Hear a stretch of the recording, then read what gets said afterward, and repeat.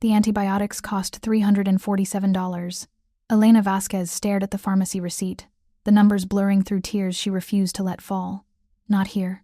Not in the fluorescent-lit Walgreens at 11:30 on a Tuesday night, with the pharmacist watching her with that mixture of pity and impatience that made her want to scream. She'd paid with the emergency credit card, the one she'd sworn she wouldn't touch again. The one that was already maxed out from last month's emergency room visit when Mateo's fever had spiked to 104 and she'd thought she was losing him. If you're enjoying this story so far, don't forget to hit the like button and subscribe. Drop a comment telling me where in the world you're watching from. I love hearing from you. $347 for a 10-day supply of medicine her 6-year-old son needed to breathe without wheezing, to sleep without coughing until he vomited, to be a child instead of a fragile collection of symptoms and struggles. Elena folded the receipt carefully, tucked it into her purse alongside the other receipts she couldn't afford, and walked out into Chicago's brutal February wind. The bus ride to the north side took 45 minutes. 45 minutes of watching the city transform from her world to theirs. Graffitied buildings giving way to renovated brownstones, corner stores becoming boutique coffee shops, her people disappearing, replaced by women in yoga pants carrying $8 lattes. By the time she reached the Belmont Avenue stop, she'd entered a different universe entirely. The Rossi estate sat behind iron gates on a tree-lined street, where even the sidewalks looked expensive. Elena had been cleaning the mansion for 3 months now, working the overnight shift because it paid an extra $2 an hour, and because Mateo slept better at night, when she could afford to keep the heat on in their studio apartment. Mrs. Chen, the head housekeeper, had entry percent been clear during the interview.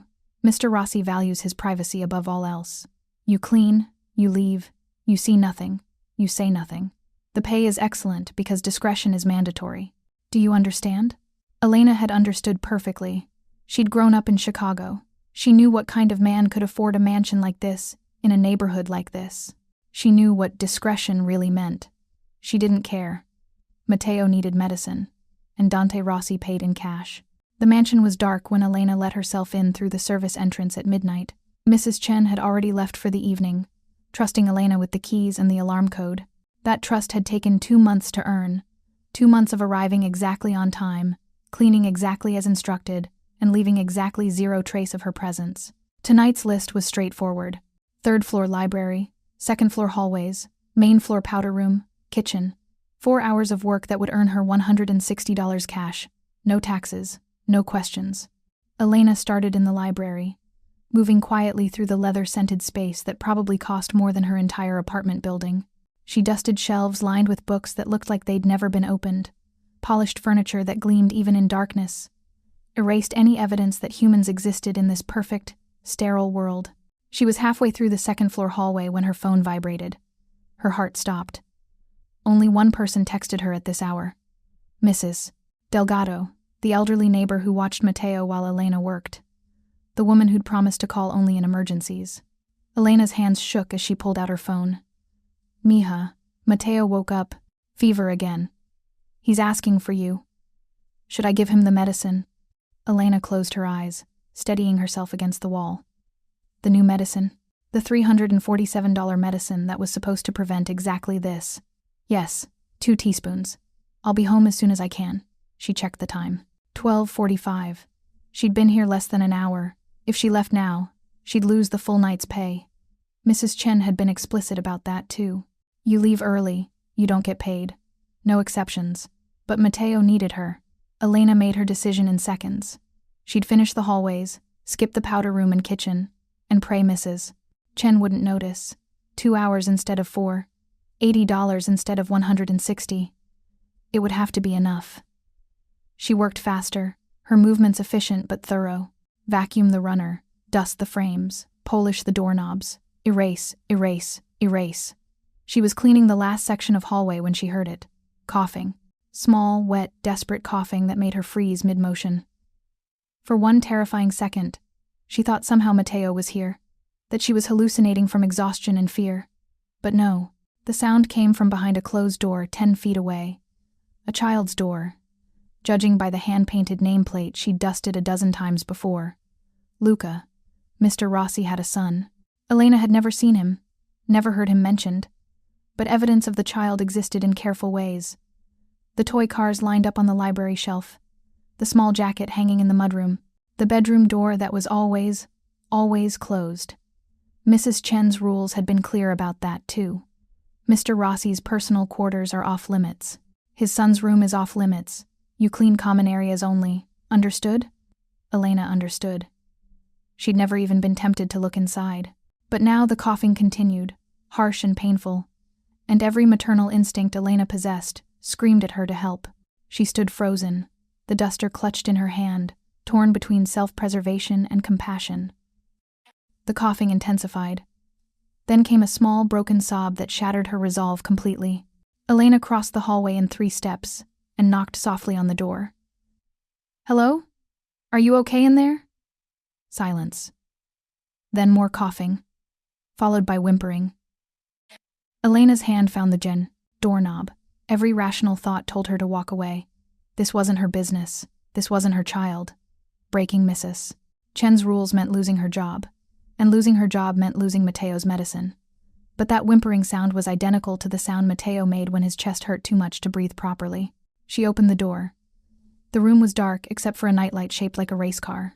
In the glow, Elena could make out a small figure curled in a bed shaped like a rocket ship, clutching a stuffed elephant, coughing so hard his whole body shook. He couldn't have been more than 7. Dark hair plastered to his forehead with sweat. Pale skin almost translucent in the dim light. Eyes squeezed shut against pain he was too young to understand. Elena's heart cracked clean open. "Hey, sweetheart," she said softly, moving into the room. "My name is Elena. I work here. Are you feeling sick?" The boy's eyes opened. Even in the darkness, she could see the fever glaze, the confusion, the fear. "Mama?" His voice was so small, so hopeful, it physically hurt to hear. "No, baby. I'm not your mama. But I'm here, and I'm going to help you feel better, okay?" She approached the bed slowly, the way she would with Mateo during his worst episodes.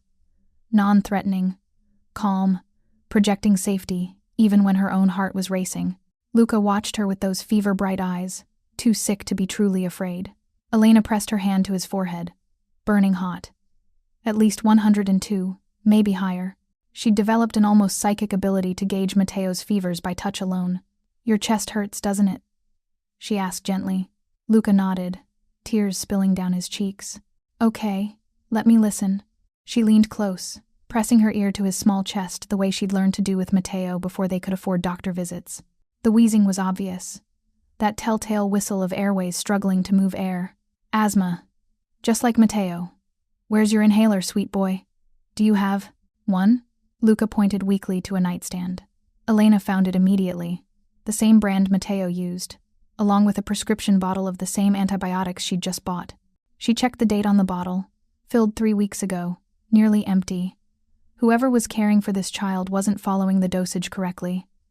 The medicine should have lasted longer, which meant Luca had been sick for weeks, possibly getting worse, and no one had noticed. Elena's hands shook with anger and heartbreak as she helped Luca sit up, administered the inhaler with practiced ease, counted the breaths with him the way she did with Mateo. "There you go. In, out. You're doing so good, baby. So good." The wheezing eased slightly. Not gone, but better. Luca sagged against her, exhausted from the effort of breathing. Elena held him, this stranger's child, and felt tears finally escape.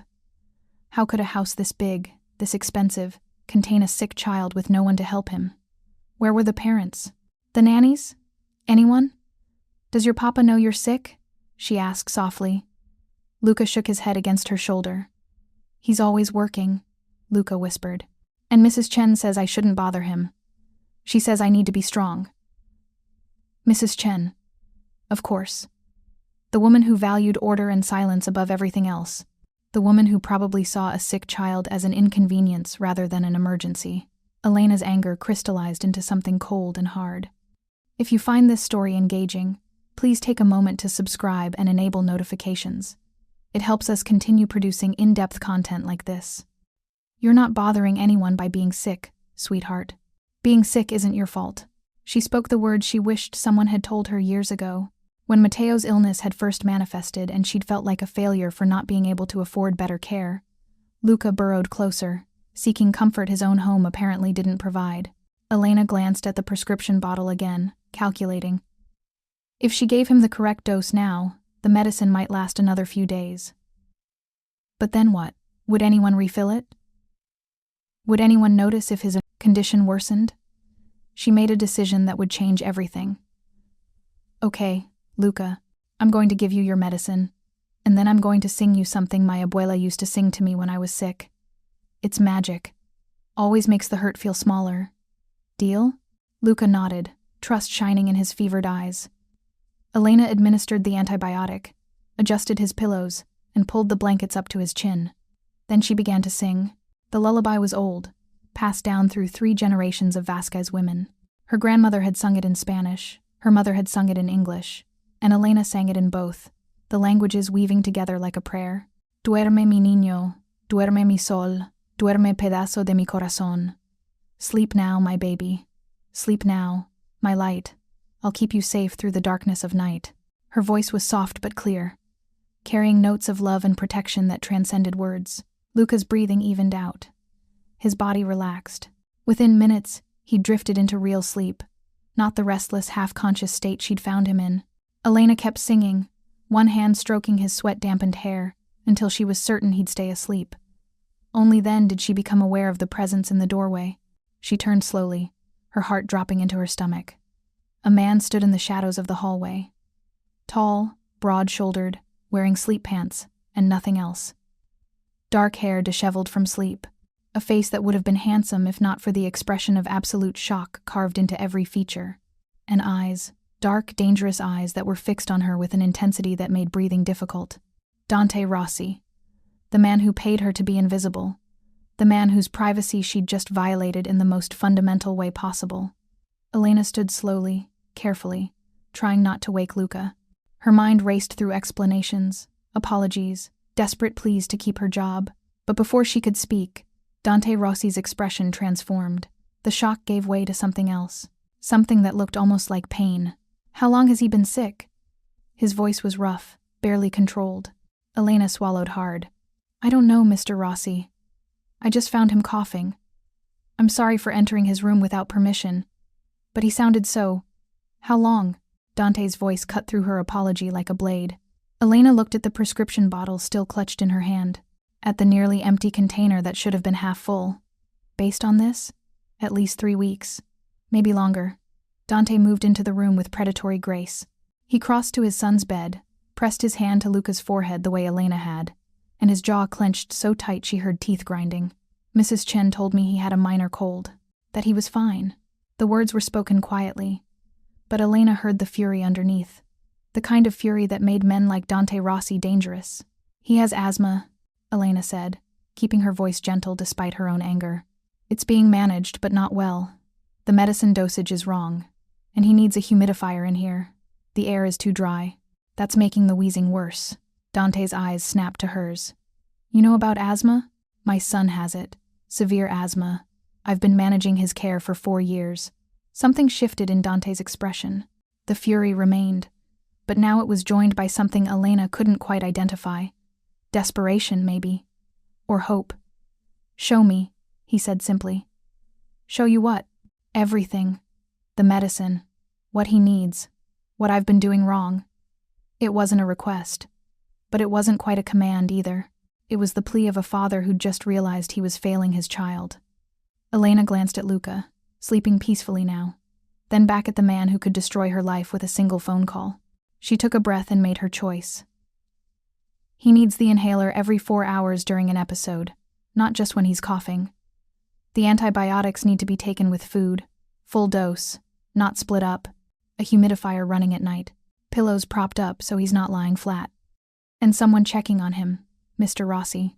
Someone who knows what respiratory distress actually sounds like. She met his eyes directly, no longer caring about discretion or rules. He needs someone who pays attention. The words hung in the air between them, accusatory and honest. Dante didn't flinch, didn't defend himself. He just stared at her with those dark eyes that seemed to see straight through her. What's your name? Elena. Elena Vasquez. Elena.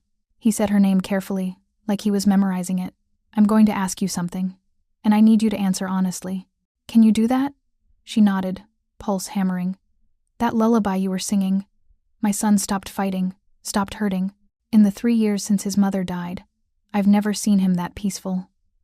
Dante's voice cracked almost imperceptibly. "Was that real? Or was I imagining it?" Elena looked at Luca's sleeping face, so similar to Mateo's when the medicine finally worked and the pain finally eased. "It was real," she said softly. "Music helps.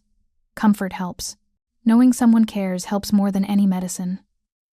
Dante was quiet for a long moment. When he spoke again, his voice carried a weight that made Elena's skin prickle. "I'm going to make you an offer, Elena Vasquez. And before you say no, I want you to think very carefully about what you're refusing." Elena's mouth went dry. "I don't understand. My son needs help. Real help. Not a housekeeper who sees him as an inconvenience. Not nurses who follow protocols without understanding the child behind the symptoms." He moved closer, and Elena had to force herself not to step back. "He needs someone who knows what it's like to fight for a sick child. Someone who sings lullabies at midnight." "Mr. Rossi, how much do you make cleaning houses?" The question threw her. "I don't see how that's how much, Elena. $16 an hour. Sometimes 20 if I work overnight." Dante's expression didn't change. "I'll pay you $60,000 a year. Salary, not hourly. Health insurance included. Full coverage, no copays." Elena's legs went weak. 60,000. That was more than triple what she made now. That was health insurance for Mateo. That was security. That was impossible. "To do what?" she whispered. "Take care of my son. Live here, in the guest house. Be available when he needs you. Teach me what I've clearly failed to learn." Dante's voice softened almost imperceptibly. "Give him what you gave your own child, someone who notices when he's hurting." Elena's mind reeled. Live here? Leave her apartment? Uproot Mateo from the only home he'd known? "I have a son," she managed. "A 6-year-old son who's sick. I can't just bring him." The words stopped her cold. "What?" "Bring your son. The guest house has 2 bedrooms. He'll have access to the same health insurance, the same care." Dante's eyes held hers with an intensity that made her feel naked. "I heard you on the phone earlier. I know you're struggling. I know you left the pharmacy tonight with medicine you can't afford." Shame burned through Elena. "You were watching me?" "I watch everyone in my home. It's how I stay alive." No apology in his tone, just fact. "I know your son is sick tonight. I know you're terrified, and I'm offering you a way out of that terror." Elena's hands trembled. This was insane. She didn't know this man. Didn't know what kind of life she'd be stepping into. The rumors about Dante Rossi ranged from real estate mogul to something much darker, much more dangerous. But she looked at Luca, sleeping peacefully because she'd helped him. She thought of Mateo, probably crying for her right now, while Mrs. Delgado tried helplessly to comfort him. She thought about $347 prescriptions and eviction notices, and the constant, crushing weight of never having enough. "Why? Why?" she asked. "Why me? You could hire anyone. Professional nurses, pediatric, specialists." Dante glanced at his sleeping son. When he looked back at Elena, his expression held something raw and honest. "Because in 10 minutes, you gave him something I haven't been able to give him in 3 years. Peace." His voice dropped to barely a whisper. "I'll do anything to give my son peace. Even trust a stranger." Elena closed her eyes, thinking of Mateo, of the choice she was about to make. "I need to see my son first. Make sure he's okay tonight. Vincent will drive you. Now, if you want, and if I decide this is too much, if I can't do this," Dante's expression hardened slightly, "then you walk away with $10,000 for trying. No strings. No consequences. $10,000. Enough to pay off her credit card debt. Enough for 6 months of Mateo's medicine. Enough to make walking away nearly impossible." "Let me see him," Elena said quietly. "Let me make sure Mateo's safe. Then I'll give you my answer." Dante nodded once, sharp and controlled. "Vincent will be ready in 5 minutes." He moved to the doorway, then paused. "Elena, that song you were singing, what's it called?" "It doesn't have a name. My grandmother made it up, said it was magic passed down through women who loved too much and feared too deeply." Dante's expression softened in a way that transformed his entire face. "Teach it to me," he said quietly. "I want to be able to sing it to him when you're not here." And in that moment, Elena saw past the dangerous man, past the expensive house, and the mysterious business dealings.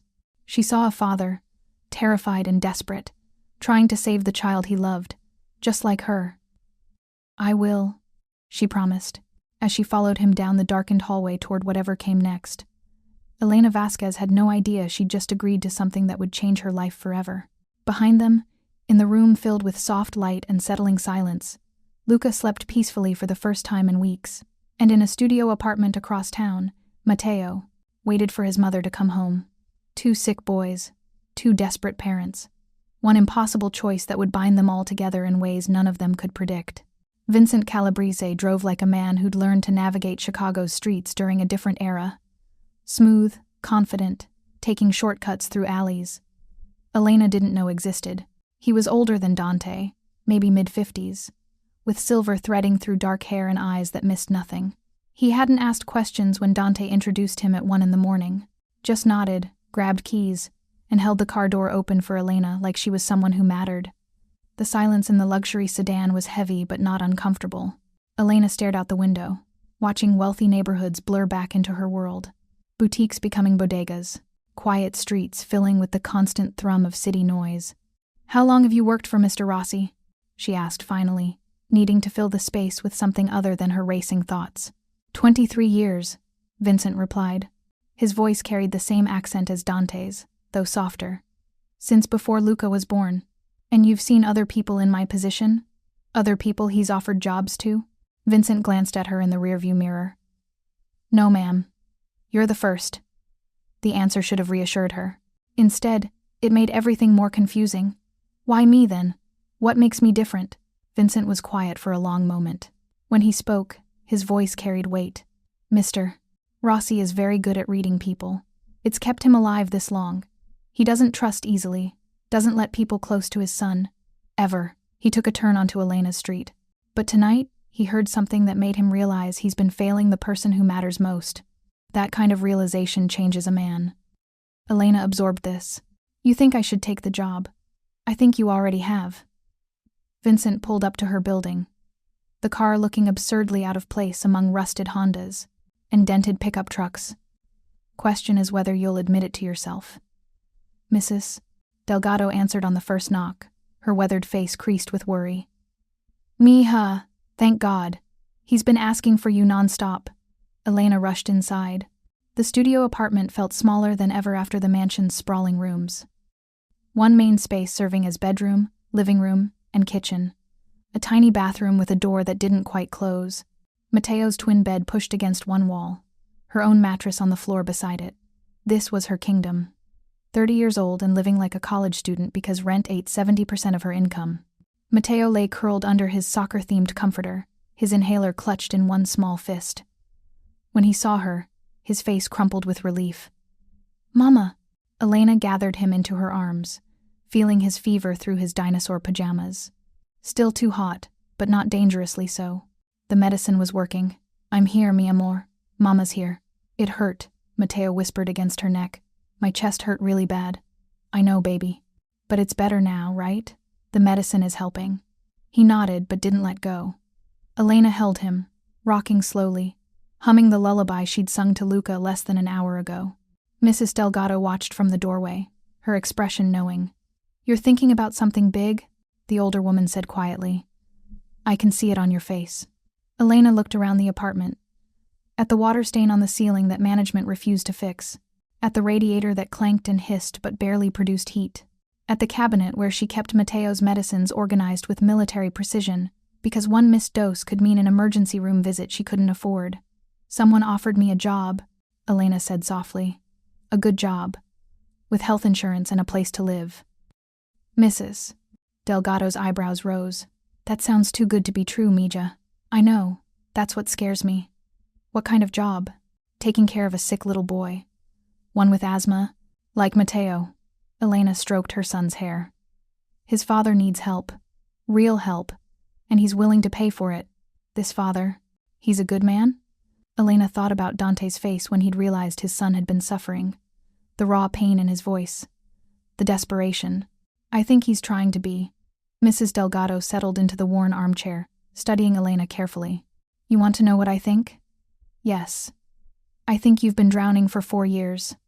Ever since Mateo got sick and that bastard husband of yours left. I think you work 3 jobs and still can't pay your bills. I think every time your baby coughs, you die a little inside wondering if this is the time you can't afford to save him. The old woman's voice was gentle but firm. So if someone's throwing you a life preserver, maybe you should grab it. Elena's throat tightened. What if it's not a life preserver? What if it's an anchor? Then you swim harder, like you always do. Mateo stirred in Elena's arms. Mama, I'm thirsty. Elena got him water, administered another dose of his inhaler, checked his temperature. 100.2. Better than before, but still elevated. Tomorrow she'd need to call the clinic. Maybe get him seen if the fever didn't break. Tomorrow, when she'd still be figuring out how to pay for everything. Or tomorrow, when she could have the kind of health insurance that made doctor visits routine instead of catastrophic. She looked at Vincent, still waiting patiently by the door.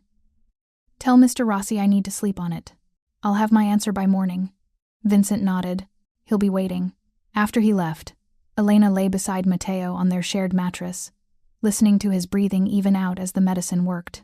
Mrs. Delgado had returned to her own apartment. The building was quiet except for the usual sounds, sirens in the distance. The couple upstairs arguing. Someone's television playing too loud. Her phone buzzed. A text from an unknown number. This is Dante Rossi. I realize I never asked about your son's condition. What does he need? Let me know. I'll have it delivered tomorrow. Elena stared at the message. She'd told him nothing about Mateo's asthma. He'd simply assumed, simply offered, simply acted like her child's health was already his concern. She thought about typing a polite refusal. Thought about maintaining boundaries. Instead, her fingers moved across the screen. Albuterol sulfate inhaler. The name brand, not generic. Pediatric nebulizer with filters. Humidifier for his room. Thank you. The response came within seconds. Done. Vincent will deliver everything by 8 a.m. Sleep well, Elena. Elena set down the phone, her hands shaking. She'd already made her choice. Mrs. Delgado was right. She'd made it the moment she'd opened Luca's door and seen a child who needed exactly what she could give. Now she just had to find the courage to admit it. Morning came too early. Mateo woke before dawn, his fever finally broken, asking for pancakes with chocolate chips like his night of suffering had never happened. Children were resilient that way. Terrifyingly, beautifully resilient. Elena made the pancakes with the last of her pancake mix, watching her son eat with the appetite of the newly healthy. His color was better, his breathing clear. The medicine she'd maxed out her credit card for had worked. This time, the knock came at exactly 8 a.m. Vincent stood in the hallway holding 3 large bags from a medical supply company Elena recognized as one of the most expensive in Chicago. Mr. Rossi wanted me to make sure you had everything. He set the bags inside, and Elena opened them with trembling hands. The inhaler. 3 of them, actually. Name brand. A top-of-the-line pediatric nebulizer with a year's supply of filters. A hospital-grade humidifier. And at the bottom of the last bag, something Elena hadn't asked for. A pulse oximeter for monitoring blood oxygen levels. The same one Mateo's pulmonologist had recommended 6 months ago that insurance wouldn't cover, and Elena couldn't afford. Tears blurred her vision. I didn't ask for all of this. Mr. Rossi figured if your son has the same condition as Luca, he'd need the same equipment. Vincent's expression was neutral, but his voice held understanding. He also wanted me to give you this. He handed her an envelope. Inside was a cashier's check for $5,000. What's this for? Mr. Rossi said you probably have medical bills. Consider it an advance against your salary. Vincent paused. If you're taking the job. Elena looked at Mateo, who was investigating the nebulizer with intense curiosity. Mama, what's this thing? It's medicine that goes in your lungs, baby, to make breathing easier. Cool. He pushed buttons experimentally. Can I try it? Elena met Vincent's eyes. Tell Mr. Rossi I'll be there this afternoon. We'll need to pack. He's already arranged for movers. Just tell them what you want brought. Everything else will be handled. Of course. Because in Dante Rossi's world, problems were solved with phone calls and money. In her world, problems crushed you slowly until you couldn't breathe. Maybe it was time to live in a different world. The guest house at the Rossi estate was 3 times the size of Elena's apartment. 2 bedrooms, each with their own bathroom. A full kitchen with appliances that looked like they'd never been used. A living room with furniture that probably cost more than her car. Windows overlooking gardens that seemed to stretch forever.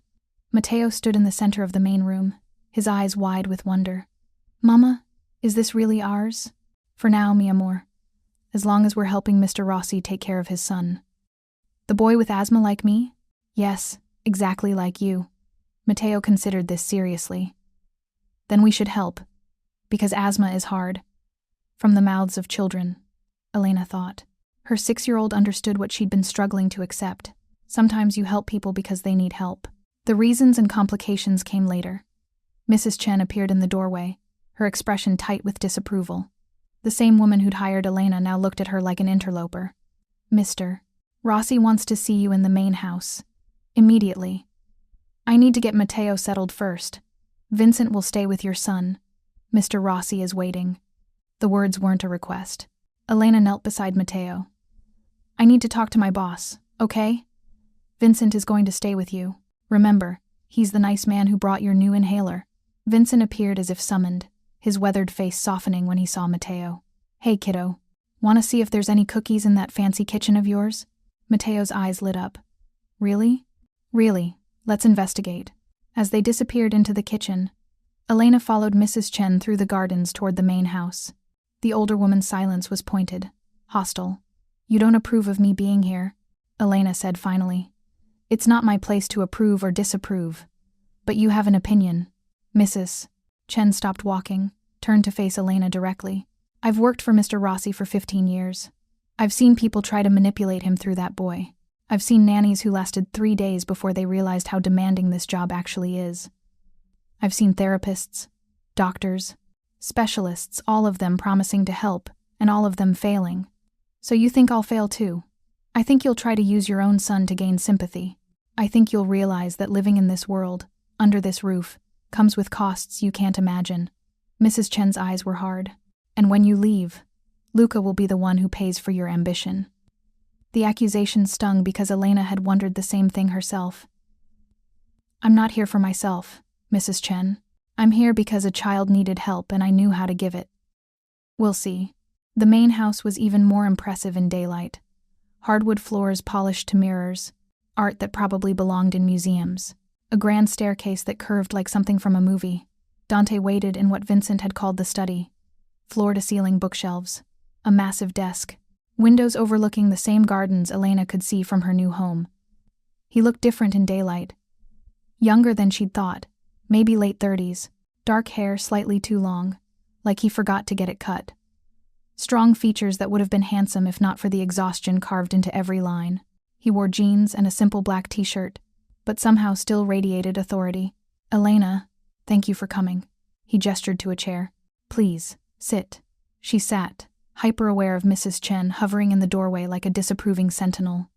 "That will be all, Mrs. Chen," Dante said without looking at her. The housekeeper's mouth tightened, but she left. Dante waited until the door clicked shut. "She's protective of Luca, sometimes too protective. She thinks I'm here to take advantage of you.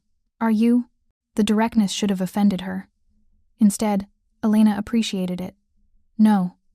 I'm here because I know what it's like to watch your child suffer and feel helpless. I wouldn't wish that on anyone." Dante studied her for a long moment. "Your son, he's settled?" "Vincent's plying him with cookies. So yes, he's fine." A ghost of a smile crossed Dante's face. "Vincent has that effect on children. He's been trying to teach Luca Italian curse words when he thinks I'm not listening." The image was so unexpected, so human. Elena found herself smiling back. "So, ground rules." Dante's tone shifted, becoming more businesslike. "You'll have primary care of Luca during the day. His schedule is in this folder." He slid a thick binder across the desk. "Therapies, doctor's appointments, medication schedules. Mrs. Chen usually handles coordination, but I'm transferring that responsibility to you." Elena opened the binder. The sheer amount of information was overwhelming. Physical therapy, occupational therapy, speech therapy, pulmonologist appointments, allergy testing, dietary restrictions.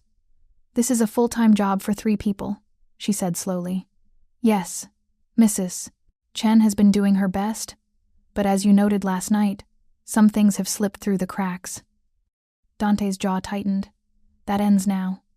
What about school? Luca is homeschooled. A tutor comes 3 mornings a week.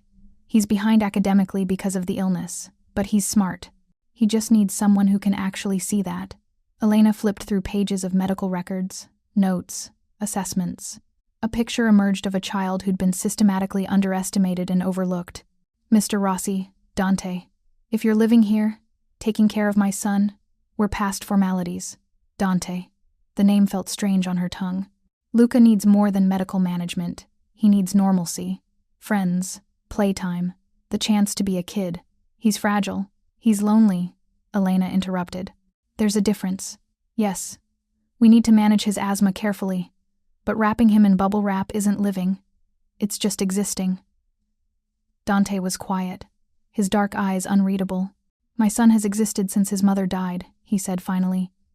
I've made sure he's alive, fed, medicated, but I haven't made him live. He stood, walked to the window. Show me how to change that. Elena set down the binder. First, I need to understand what happened to his mother, how she died. Luca mentioned her last night, and I need to know what kind of grief we're working with. Dante's shoulders tensed. When he spoke, his voice was carefully controlled. My wife Isabella died 3 years ago. Cancer. It was fast, brutal. She went from diagnosis to gone in 6 months. He didn't turn around. Luca watched her deteriorate, watched her stop being able to play with him, hold him, eventually even recognize him. The hospice nurse said he'd process it eventually, that children are resilient. But he hasn't processed it. No, he internalized it. Stopped talking for months. Started having panic attacks. The asthma developed shortly after, though the doctors say there's no direct connection. Elena thought of Mateo after his father left. The nightmares, the clinging, the regression. Grief doesn't cause asthma, but stress makes it worse. If Luca associates being sick with the attention and care he got when his mother was dying, he's recreating the only time he felt close to someone. Dante finished quietly. He turned to face her, and the rawness in his expression stole her breath. I've failed him. Completely. You've survived him, Elena corrected gently. That's not the same as failing. You kept him alive while drowning in your own grief. That takes strength. It takes selfishness. I buried myself in work because being present hurt too much. I hired people to do what I should have done myself. I let my son become a medical chart instead of a child. Elena stood, moved to stand beside him at the window. Below, she could see Mateo and Vincent in the garden. Her son was pointing excitedly at something, probably a bird or bug, while Vincent crouched beside him, actually listening. You're here now, she said. That's what matters. And you're trying. That's more than some fathers ever do. Dante looked at her, really looked, and Elena felt something shift in the air between them. Recognition, maybe. The understanding that they were both broken people trying to protect the children they loved. I'm going to ask you something, Dante said quietly, and I need you to answer honestly. Okay. Are you afraid of me? Of what I do? What I am? Elena considered the question carefully. I'm afraid of what I don't understand. But I'm more afraid of Mateo coughing himself unconscious because I can't afford his medicine. So no. Whatever you are, it's less terrifying than what I've already survived. Dante's expression flickered with something Elena couldn't quite identify. Respect, maybe. Or relief. I'm going to be honest with you about something most people don't know. My business, the legitimate parts, is real estate development. But I also have connections to organizations that operate outside the law. I've inherited those connections, those responsibilities. I don't apologize for them because they've kept my family safe and fed for 3 generations. Elena nodded slowly. She'd suspected as much. Everyone in Chicago knew the Rossi name meant power, and power in this city rarely came without darkness attached. I'm telling you this, Dante continued, because living here means you'll see things, hear things, meet people who are dangerous. I need to know you can handle that, for your sake and for Mateo's. What kind of things? Men coming and going at odd hours. Conversations that end when you enter a room. Security that's more extensive than a normal household needs. He held her gaze steadily. Vincent isn't just a driver. The men you saw guarding the gates aren't just security. Everyone who works here has 2 jobs, their official one and protecting this family. Elena absorbed this. And you're telling me this why? Because I won't have you walking into danger blindly. If you're going to be part of this household, you need to understand what that means. Dante's voice was firm.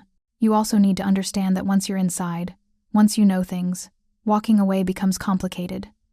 A chill ran down Elena's spine. Are you threatening me? I'm protecting you. There's a difference. Dante moved closer, and Elena had to fight the urge to step back. People will assume you know things. Associates, rivals, even law enforcement. Just being here makes you a target for anyone who wants to get to me. I need you to understand that risk. Elena thought of Mateo, sleeping safely in their new home, of the medicine he needed, of the life she could give him here, versus the life they'd left behind. I understand, she said, and I'm still staying. Something like admiration flickered across Dante's face. You're either very brave or very foolish. Probably both. This time, his smile was real, brief, but genuine. Let me show you Luca's room properly. In daylight, when he's awake to meet you officially. They walked through the mansion's hallways, and Elena noticed details she'd missed while cleaning at night. Family photos scattered throughout, Isabella and many of them beautiful, laughing, alive. But also photos of a younger Dante, relaxed in ways he no longer seemed capable of being. You look different in these, Elena said, pausing at one photo. I was different, happy. Dante stopped beside her. Isabella had that effect on people. She could walk into a room and everything felt lighter. Luca has her smile. Yes. It's the only time I can bear to see it when he smiles. Dante's voice roughened. That's why last night mattered so much. I hadn't seen him smile in weeks. They reached Luca's room. Unlike the formal elegance of the rest of the house, this space was pure childhood chaos. Toys everywhere, books stacked haphazardly, drawings taped to walls. A mural of space and stars covered one wall, hand-painted with obvious love. Isabella did that, Dante said, following Elena's gaze. 2 weeks before she got too sick to hold a brush, she wanted him to have the stars. Luca sat cross-legged on the floor, building something elaborate with Lego bricks. He looked better in daylight, color in his cheeks, breathing easy, eyes bright with concentration. When he saw Elena, his whole face lit up. You came back. Papa said you might not come back. Elena shot Dante a look. He had the grace to look slightly embarrassed. Of course I came back. I promised I'd teach your papa the lullaby, remember? Luca nodded enthusiastically. And you said you have a son like me, with asthma. That's right. His name is Mateo. He's 6, just a little younger than you. Can I meet him?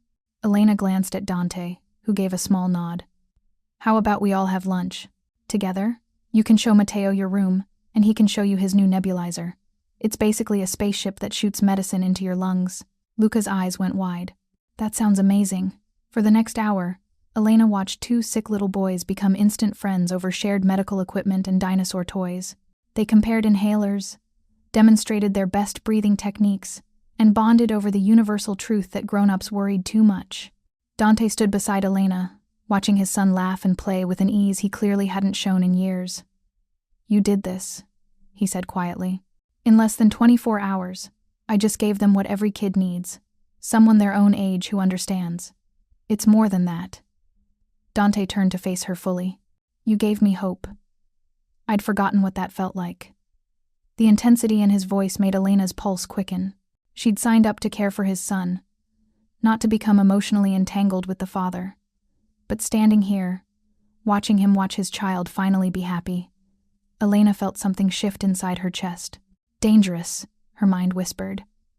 This is dangerous. But her heart, her stupid, hopeful heart, whispered something else entirely. Later that night, after both boys were asleep in their respective homes, Elena stood at her new window watching the estate's lights twinkle in the darkness. Her phone buzzed. A text from Dante. Thank you. For today.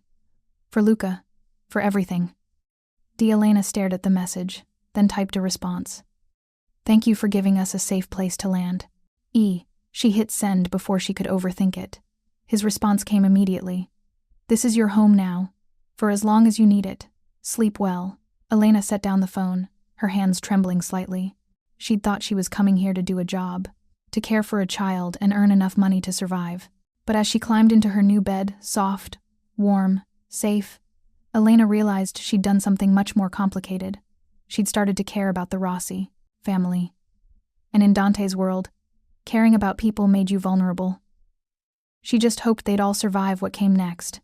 3 weeks passed like a fever dream.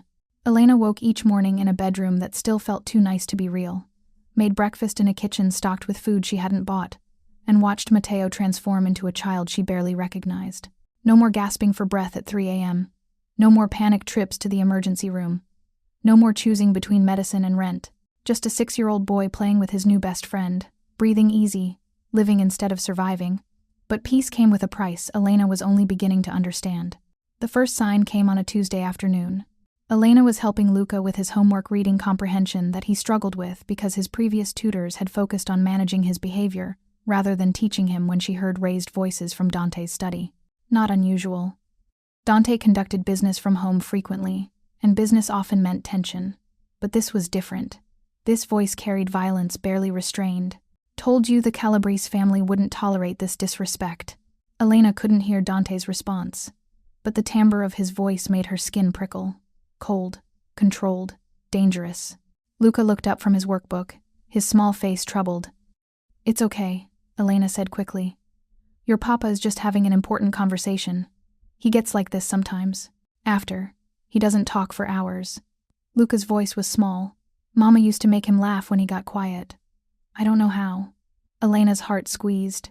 "Well, maybe we can figure it out together." The voices cut off abruptly. A door slammed. Through the window, Elena watched 3 men in expensive suits stride across the lawn toward waiting cars. Their body language screamed fury and barely concealed threats. Vincent appeared in the doorway of the room where Elena and Luca worked. "Mrs. Vasquez, Mr. Rossi would like to see you. In his office." The formality in Vincent's voice, the use of her married name she'd long since abandoned, told Elena something was wrong. "Can it wait? Luca and I are in the middle of—" "No, ma'am. It can't." Elena exchanged a look with Luca. "I'll be right back, okay? Keep working on that paragraph about dolphins." Dante's study felt different when she entered. Colder somehow, despite the afternoon sun streaming through windows. He stood at his desk, both hands planted on the polished wood surface, his head bowed like a man gathering himself after battle. "You wanted to see me?" Elena kept her voice steady, despite the tension radiating from him. "Close the door." She did. The click of the latch sounded too loud in the heavy silence. Dante finally looked up, and Elena's breath caught. His eyes held something she'd never seen before. Not anger, but fear. Carefully controlled, ruthlessly managed, but unmistakably fear. "We have a problem," he said quietly. "What kind of problem?" "The kind that involves you." Dante moved around the desk, keeping distance between them like he didn't trust himself to get closer. "Those men who just left? They're associates of the Calabrese family. Old friends of my father's. People I've done business with for years." "Okay." Elena waited, sensing more. "They came here to discuss a shipment dispute. Standard business. But one of them, Carlo Calabrese, saw you through the window with Luca." Dante's jaw clenched. "He asked who you were, what you meant to me." Elena's stomach dropped. "What did you tell him?" "The truth. That you're Luca's caregiver. Nothing more." "And he didn't believe you?" "No." Dante's voice was flat. "He saw the way Luca looks at you. The way He stopped, seemed to recalibrate. He saw enough to make assumptions. Dangerous assumptions. What kind of assumptions?" Dante was quiet for a long moment. When he spoke, his words were careful, measured. "In my world, women and children are leverage. They're soft, targets used to hurt men who can't be hurt directly." He finally met her eyes. "Carlo now thinks you matter to me, which means you're vulnerable." The implications crashed over Elena like cold water. "You're saying I'm in danger because I work for you?" "I'm saying you're in danger because Carlo believes you're more than just an employee." Dante's hands clenched into fists. "And I can't convince him otherwise without putting Luca at risk. I don't understand. If I distance myself from you, fire you, send you away, Carlo will assume Luca is the weak point. All his attention will focus on my son." Dante's voice roughened. "But if I keep you close, if I let Carlo think his assumption is correct, you become the target instead." Elena's mind raced. "So, you want me to leave? To protect Luca. No. The word was sharp, almost violent. I want you to stay. I need you to stay. But I need you to understand what that means. Tell me. Dante moved closer, and Elena saw the exhaustion carved into his features. This man carried weights she couldn't imagine, made choices that would destroy softer people. It means increased security. It means you don't go anywhere without Vincent or one of my men. It means teaching Mateo to never talk about where he lives or who his mother works for. Dante's voice dropped. It means accepting that people might try to hurt you to hurt me. And I need to know you can handle that. Elena thought of Mateo, safely asleep in their home. Of Luca, learning to read about dolphins and laugh without fear. Of the life they'd built here in 3 short weeks. What's the alternative? We leave? You could. I'd make sure you were set up somewhere safe. Money, protection, everything you need. But Luca would lose me. Yes. And you'd lose the only person who's gotten through to him in 3 years. Dante's expression cracked, just slightly. Yes. Elena crossed her arms, thinking. In her old life, this decision would have been simple. Run, protect Mateo, survive. But her old life had been about survival. This life, this complicated, dangerous life, was about something more. I'm staying, she said firmly. Elena, I'm staying, she repeated.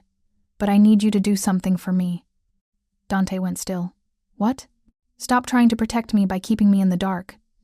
If I'm a target, I need to know everything. Who's dangerous, what they want, how to spot trouble before it finds me. Elena stepped closer.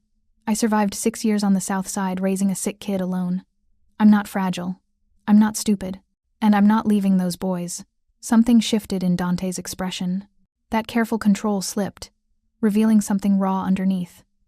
You're extraordinary, he said quietly. You know that? The words, spoken with such unexpected gentleness, made Elena's pulse stutter. I'm practical, she corrected. But her voice had gone soft too. You're both. Dante reached out, his hand hovering near her face like he wanted to touch her but didn't dare. You walked into my world, saw the darkness, and decided to stay anyway. That's not practical. That's courage. Elena found herself frozen, caught in the gravity of his presence. The air between them felt charged, dangerous in a completely different way than Carlo Calabrese's threats. Dante, she whispered, not sure what she was asking. He dropped his hand, stepping back with visible effort. I'll tell you everything, he said, his voice rougher than before. Starting tonight, Vincent will brief you on the families, the territories, the politics. You'll learn who to trust and who to avoid. But Elena, yes, this isn't a game. Once you know these things, you can't unknow them. You'll be part of this world completely. There's no going back to normal after that. Elena thought of her studio apartment with the water-stained ceiling, of choosing between medicine and food, of the constant, crushing weight of never enough. Normal is overrated, she said. When do we start? Vincent's briefing that night was thorough, clinical, and absolutely terrifying. They sat in Dante's study after both boys were asleep. A map of Chicago spread across the desk, marked with different colored pins representing territories, operations, alliances. The Rossi family has controlled the North Side for 30 years, Vincent began, his finger tracing invisible boundaries. Real estate primarily, but also construction, waste management, and certain import operations we don't discuss in polite company. You mean illegal operations, Elena said. I mean operations that exist in gray areas. Vincent's expression was neutral. The Calabrese family controls the West Side. Old money, old grudges. They've been trying to expand into our territory for years. Why now? Why is Carlo suddenly interested in me? Because he's looking for pressure points. Dante spoke from the window where he'd been standing, watching the darkened grounds. The Calabrese family lost a major contract last month. A development deal I outbid them on. Carlo wants leverage to force me to back out. And he thinks I'm leverage. Yes. Elena studied the map. The pins. The invisible lines dividing power in a city where most people lived, completely unaware of the wars being fought around them. Who else should I worry about? Vincent pointed to red pins clustered on the south side. The Martinez cartel. Not family, not Italian, but powerful. They handle distribution for half the city. Normally they stay in their lane. But they've been making moves lately. Define moves. testing boundaries, pushing into territories that don't belong to them. Vincent's voice was grim. 3 weeks ago, one of their runners was found in our district. Sent a message. What kind of message? Dante turned from the window. The kind written in blood. Elena's stomach churned, but she forced herself to keep listening. This was her world now. She'd asked for the truth. There's also the feds, Vincent continued. FBI has been investigating organized crime in Chicago for years. They have informants, surveillance, wiretaps. They know about Dante, about the families, about most of our operations. But they can't prove anything, Elena said slowly. Exactly, which makes them dangerous in a different way. They're always watching, always looking for cracks. Vincent's eyes met hers directly. You and Mateo are now part of that surveillance. Your phone might be tapped, your movements tracked. Anything you say could be recorded. The paranoia Elena had been holding at bay crashed over her. How do you live like this? Carefully, Dante said. Very carefully. They talked for 2 more hours. Vincent explained protocols how to spot a tail, which routes to avoid, code words that meant danger. He gave her a new phone, encrypted and secure. Showed her panic buttons hidden throughout the guest house. By the time Vincent left, Elena's head was spinning. Dante poured 2 glasses of whiskey, handed her one without asking if she wanted it. Drink, it helps. Elena drank. The burn steadied her, grounded her back in her body. I know this is overwhelming, Dante said quietly. If you want to change your mind, I don't. Elena set down the glass with more force than necessary. I just need time to process, to figure out how to be a mother in a world where men like Carlo Calabrese see my child as a weapon. You do what you've always done.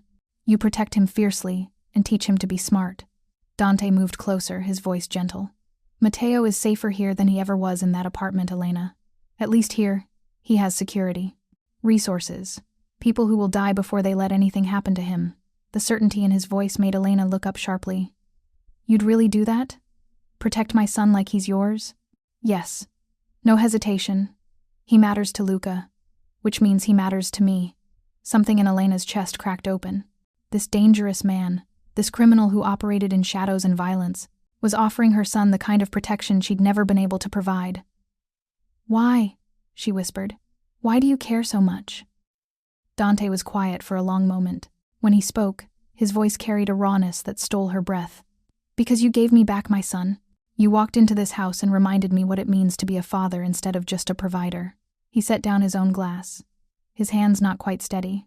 Because you're brave and fierce, and you see people instead of just their utility. Because... He stopped, seeming to catch himself. Because you matter, he finished quietly. To Luca, to this family, to me. The words hung between them, heavy with implications. Neither of them seemed ready to acknowledge. Elena stood, needing distance before she did something foolish like close the space between them and find out if his lips tasted like whiskey and danger. I should go, check on Mateo. Elena. Dante's voice stopped her at the door.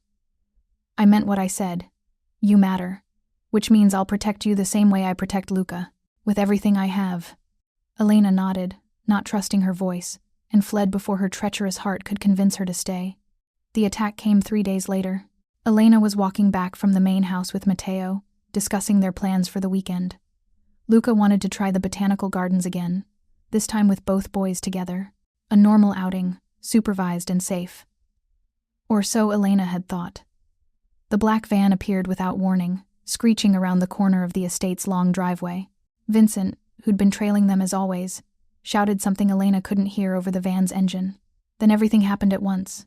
Vincent pulled a gun from inside his jacket, positioning himself between Elena and the van. 2 men jumped out, moving fast, faces covered. Elena grabbed Mateo, pulling him behind her, her body becoming a shield without conscious thought. Run! Vincent's voice cracked like thunder. Back to the house. Now! Elena ran. Mateo clutched against her chest, his confused cries muffled against her shoulder. Behind them, gunfire erupted, sharp cracks that made Elena's ears ring. She'd almost reached the main house entrance when one of the men caught up to her. A hand grabbed her arm, yanking hard enough to make her stumble. Mateo screamed. Elena twisted, bringing her elbow up into the man's face, the way she'd learned growing up in neighborhoods where girls learned to fight or learned to be victims. The man grunted, his grip loosening just enough. Elena drove her heel down on his instep, using every ounce of strength and terror fueling her. He cursed, released her completely. She didn't wait. She ran through the door being held open by another security guard, who immediately slammed it shut behind her. "Safe room," the guard barked. "Third door on the left. Go." Elena knew the safe room. Vincent had shown her during the briefing. She'd never imagined needing it. She ran through the mansion's elegant hallways with Mateo sobbing against her shoulder. Found the hidden door, punched in the code with shaking fingers. The door opened. She tumbled inside with Mateo, and the steel barrier slammed shut behind them with a finality that made her legs give out. She sank to the floor. Mateo wrapped around her like a vine, both of them shaking so hard she couldn't tell where her fear ended and his began. "Mama," Mateo whimpered. "Mama, what's happening?" "Shh, baby, we're safe. We're safe now." But they weren't safe. They'd never be safe. Not as long as they lived in this world. The safe room's monitors showed chaos outside. More security guards appearing, weapons drawn, the black van screeching away. Vincent on the ground, clutching his shoulder, blood visible even through his dark jacket. Elena pressed her hand to her mouth, holding back a scream. The door to the safe room flew open 20 minutes later. Dante stood framed in the entrance, his face a mask of barely controlled fury. Behind him, more guards, weapons ready. His eyes found Elena and Mateo huddled on the floor, and something in his expression cracked. "Are you hurt?" His voice was hoarse, desperate. "No, we're okay. But Vincent will live." The bullet went through his shoulder. Clean. Dante crossed the room in 3 strides, dropped to his knees beside them. "I'm sorry. God, Elena, I'm so sorry."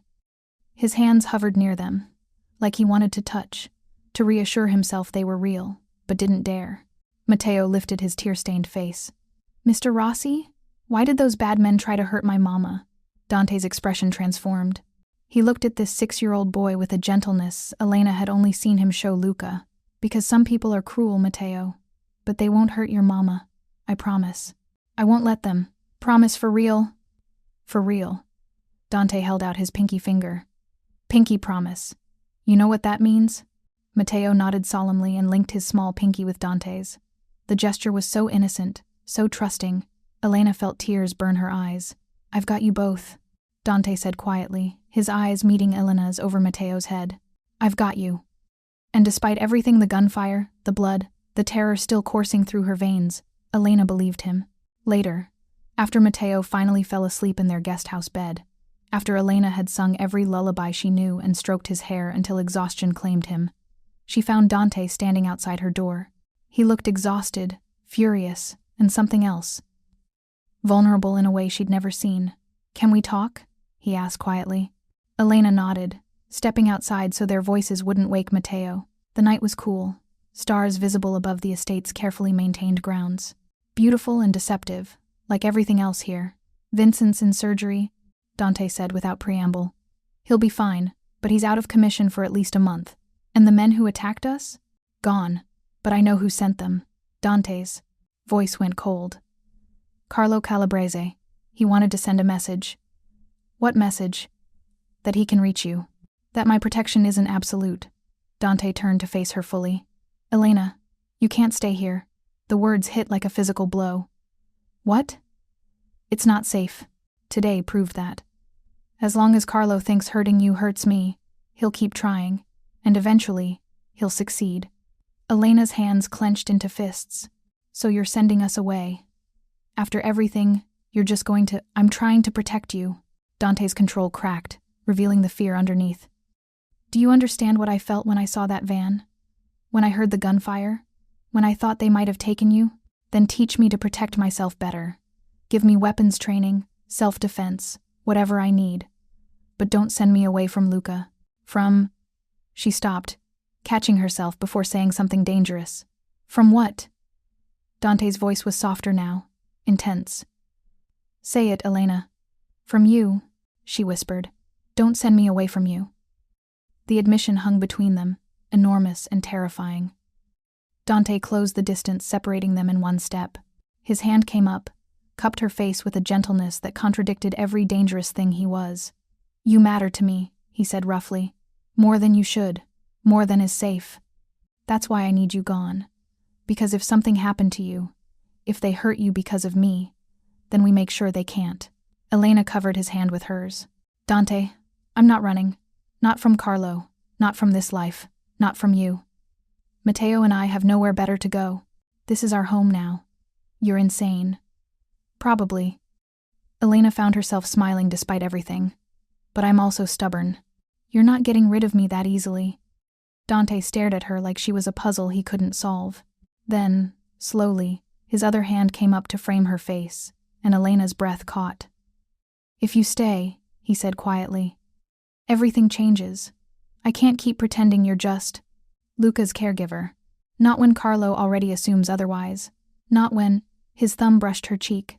Not when it's becoming true. Elena's heart hammered so hard she was certain he could hear it. What are you saying? I'm saying I want you to stay. Not as an employee. Not as someone I'm protecting out of obligation. Dante's voice dropped to barely a whisper. Stay because you want to. Because you feel this too. Feel what? Instead of answering, he kissed her. It was gentle at first, questioning, giving her every chance to pull away. But Elena didn't pull away. She leaned in, her hands fisting in his shirt, and kissed him back with every ounce of longing and fear and desperate hope she'd been carrying for weeks. Dante made a sound low in his throat, his arms wrapping around her, pulling her closer. The kiss deepened, became something urgent and claiming, a promise and a warning all at once. When they finally broke apart, both breathing hard, Dante rested his forehead against hers. This is dangerous, he whispered. I know. You could get hurt. I know. And you're still staying? Elena pulled back just enough to meet his eyes. I'm still staying. For Luca. For Mateo. For us. Dante's expression cracked open, revealing something raw and honest. I don't deserve you. Probably not. But you're stuck with me anyway. He laughed, the sound surprised and genuine. Then he kissed her again, softer this time, like a man memorizing something precious he was afraid to break.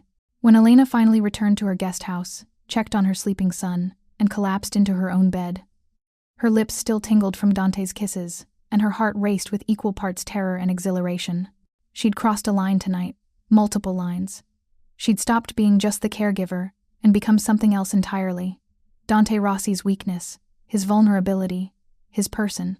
And in his world, that made her the most dangerous kind of target. But as Elena drifted toward sleep, she realized something else. It also made her someone worth protecting with the full force of the Rossi family's power. And God help anyone who tried to hurt her or her son now. The war with Carlo Calabrese had officially begun, and Elena Vasquez had just become the queen on Dante's chessboard. She just hoped they all survived the game. Thank you so much for watching until the end. If you loved this story, check out the other videos on your screen now. I think you'll really enjoy them. And don't forget to subscribe if you haven't already. See you in the next story.